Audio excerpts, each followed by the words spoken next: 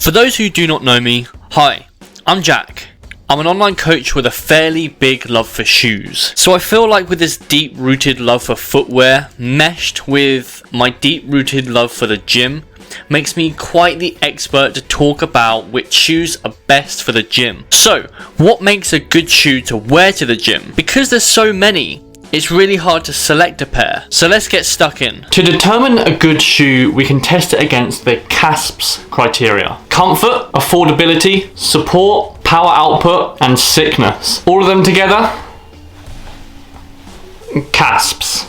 Now you may be watching this video and thinking, do shoes really matter for the gym? And in my honest opinion, having good shoes for the gym is like having a good pair of wrist wraps, a good pair of cuffs, a good belt. I really think they contribute to building muscle and making you more confident in and outside of the gym. To give this criteria backing, we're just going to go over what CASPS is. So comfort is going to be, is the shoe comfy? Does it feel like I'm walking on sandpaper, or do they feel good? Affordability. So are they affordable? Now if we pick a shoe that is best but it costs £5,000, is it really the best shoe to wear for the gym for everybody? Probably not.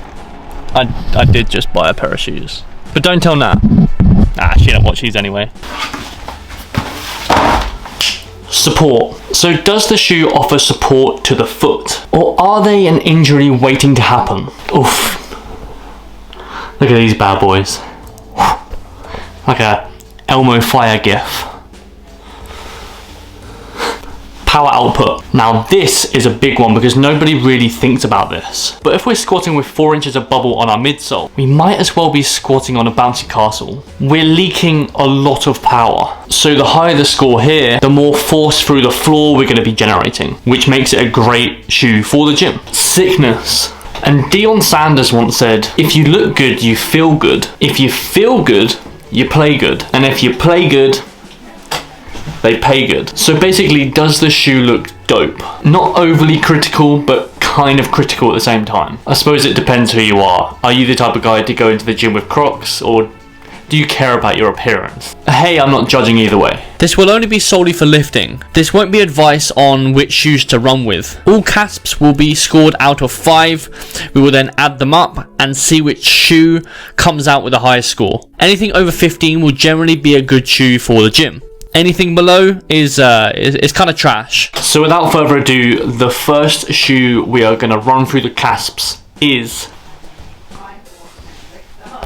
the Air Max 90. Released in 1990, and I'm sure you could have guessed that. The Air Max 90 is probably one of the most recognizable shoes in the world. But is it good for the gym? Comfort. They are literally renowned for being one of the most comfiest shoes in the world. So 4 out of 5 here. Affordability. Retail is around £115, so I would actually rate them as pretty damn affordable. So again, another 4 out of 5 score here. Support. Now I'm going to speak from experience and say this. The MX90 isn't that supportive. The amount of times I used to almost roll my ankle, I'm going to mark it down just for that. So from experience, 3 out of 5. Power output. The bubble. The bouncy castle bubble. You'll lose so much power from them. So a 1 out of 5. Sickness. The 90s are always a vibe. So a 3 out of 5, giving us a CASPS score of 15 out of 25. Now this score could be given to the 1, the 95, the 97, and the 98. They're all fairly similar with the CASPS score. Next up, the Yeezy 350 V2. A very popular shoe. I don't have any because it's checks over stripes, and I would play that song on YouTube, but YouTube tends to copyright the out of me if I play anything, if I play any song. So we're gonna run the Yeezy through the CASP score. Comfort. I've had a pair. They're fairly comfy. A 4 out of 5. Affordability. Now these are around £180, so not very affordable. I mean, it's not bad, but at the same time, it's not great. So a 3 out of 5 score here. Support. Now the 350 is actually a fairly supportive shoe, so a 4 out of 5 score here. Power output. It is flat, but it does have boost technology in the sole, which does make the shoe quite bouncy. Not as bouncy as the Air Maxes, but still bouncy nonetheless. So a 3 out of 5 score here. Sickness, a fairly nice looking shoe, but in my opinion, it's a little bit overhyped. So a 3 out of 5 here, giving us an overall CASP score of 17 out of 25, which makes it quite a good shoe to wear to the gym. The Air Force Uno. That's one, by the way.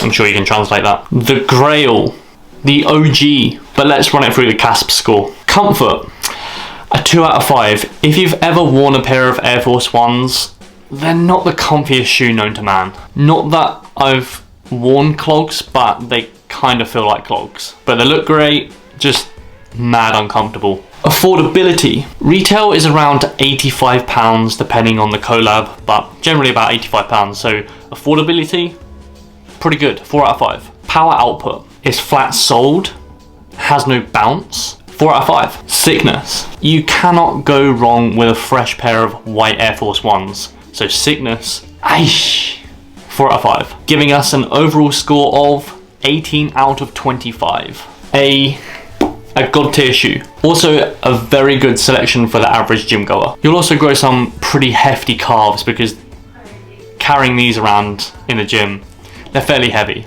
So you'll grow them calves into cows.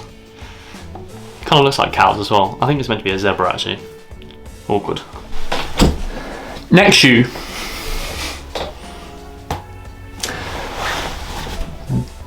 Focus. The Vapormax.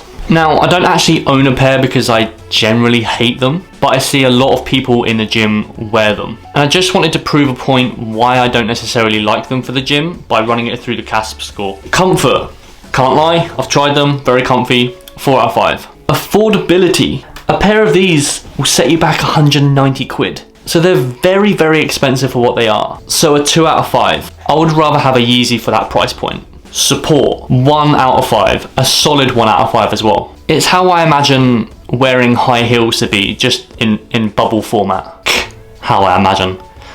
Clearly wore high heels, doesn't he? Power output, a solid 1. Try doing a bent over row of these, you'll have more bounce than flubber. By the way, if you haven't watched Flubber, watch Flubber. Sickness, it's a trash shoe, 1 out of 5. So overall that spits out a deserved score of 9 out of 25. I'm sorry to whoever wears these, I'm sorry to burst your bubble. Get it?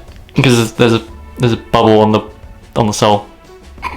I'll see myself out. Next shoe, the Dunk, my current gym shoe of choice, and I'll explain why after I run it through the CASP score. Comfort, if you've ever worn Dunks, you know why this is going to be a high score, but a 4 out of 5. They don't really look that comfy, but trust me when I say they're comfy. And I wouldn't lie to you because that's not very nice. Affordability, now if you can get these for retail, these are around £95. However, I'm not gonna lie, getting these under retail is extremely hard. So we're gonna have to say the £150 to £200 mark, or maybe even higher. So it'll be around like a 4 out of 5 if we can get them for retail. It'll be around a 2 out of 5 if we can't. So let's just meet in the middle and say 3 out of 5. Support, if you can get the off-white version, now you kind of see why I like this. They offer a lot of support around the metatarsal, and no other shoe really does this. And even the normal Dunk is very, very supportive as well. So a 4 out of 5 score there. Power output, flatter than an Air Force One, laced with incredible support. They're literally designed for power output. They're a skateboarding shoe. So a 5 out of 5, I believe that's the first one I've given.